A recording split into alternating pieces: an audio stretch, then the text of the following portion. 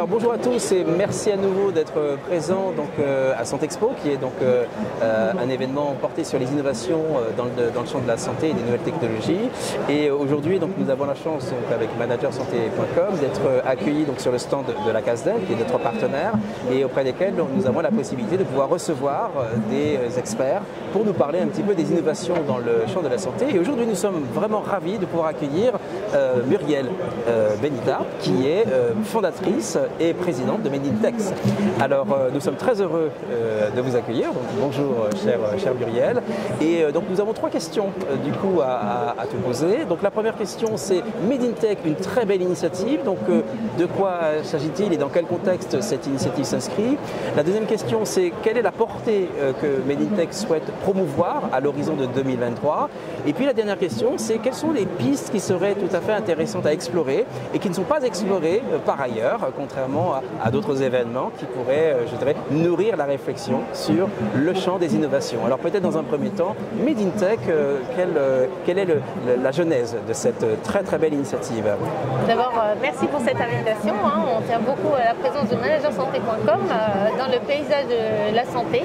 Et donc, qu'est-ce qui a apporté justement dans ce paysage de la santé Medintex? Donc, c'est un salon totalement inédit en France et ailleurs dans le monde, car nous avons souhaité recevoir à la fois le grand public et les professionnels de la santé. On sait aujourd'hui qu'il y a des investissements massifs en matière de santé et ça sert notamment à innover.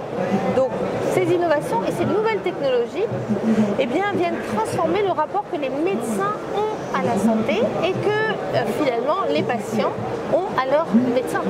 Et ces patients deviennent acteurs de leur parcours de soins. Donc on l'a dit, on le sait, il y a des nouveaux usages qui sont en train de se développer.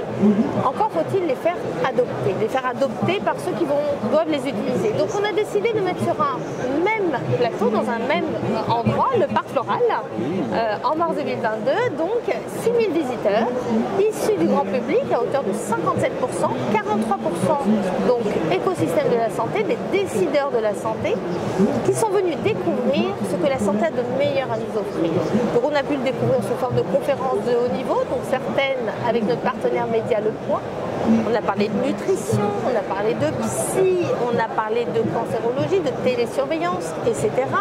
Et nous avons parlé positivement de la santé également dans des conférences autour, par exemple, de la santé, une opportunité de carrière pour les jeunes, nos seniors n'étaient pas en reste, liés au handicap, etc.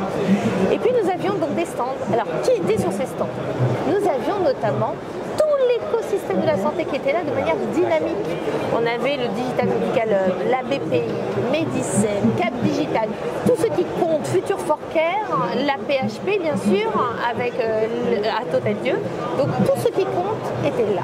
Et on a souhaité passer par eux parce qu'on voulait montrer vraiment l'innovation dans ce qu'elle a de meilleur. Donc il fallait être sûr d'avoir les meilleures startups. En s'adressant à ces écosystèmes qui sourcent et qui screenent ces startups en amont, on était sûr d'avoir ceux qui comptaient. Avec des grands partenaires aussi comme ProBTP qui nous a parlé de la place des complémentaires santé. On avait Medtronic, Vivoptime, enfin vraiment tout ce qui compte. Il y avait un certain qui était là. Et donc cet événement a remporté un franc succès puisque vous avez très rapidement annoncé une nouvelle saison donc pour 2023.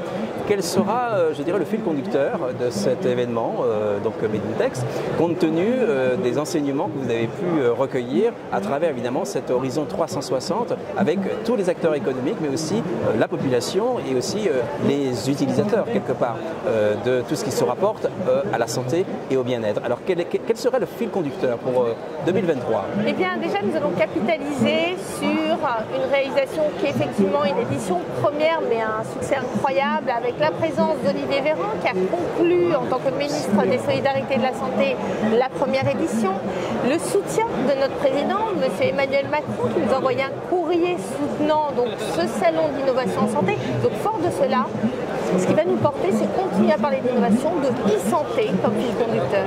Nous allons développer beaucoup la prévention à laquelle on croit.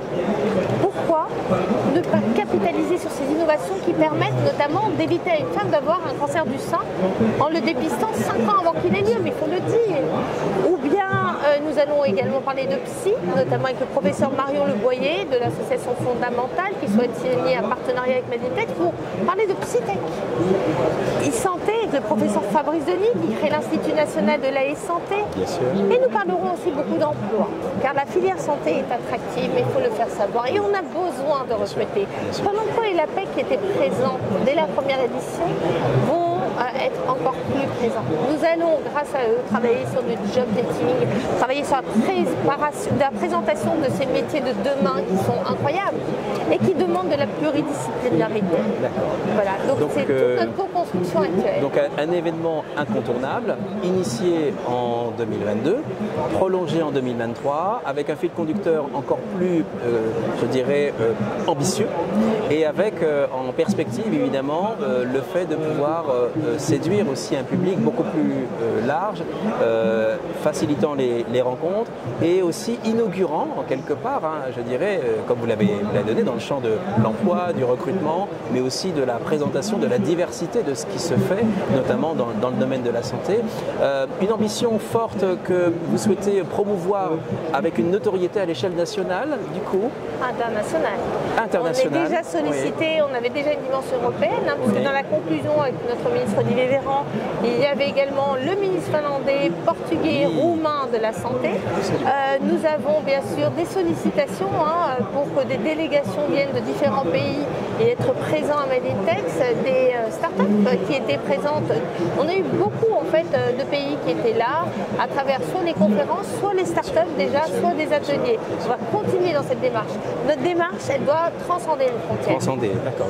Donc du coup, votre initiative pour 2023 ira au-delà des frontières de l'Europe, puisque c'est la thématique que Santexpo porte aujourd'hui, puisque votre dimension, vous, elle sera internationale, avec une volonté de croiser finalement toutes les belles initiatives qui se font dans le champ de la santé et avec un événement dont vous avez porté le nom, donc Made in Tech. En tous les cas, merci infiniment pour avoir présenté, je dirais, avec beaucoup d'enthousiasme finalement cette belle initiative, et on est convaincu évidemment que la prochaine saison sera une saison, je dirais, qui sera fructueuse et qui permettra évidemment de susciter de nouvelles contributions et de nouvelles synergies. En tout cas, merci de votre présence à Santexpo, merci de votre présence également donc au stand de la Casdenne, et puis poursuivons évidemment, je dirais, les synergies en vous souhaitant un excellent salon. Merci à vous, à bientôt. Merci beaucoup. Merci. Voilà ma chère, donc interview, voilà, exceptionnelle, remarquable, et avec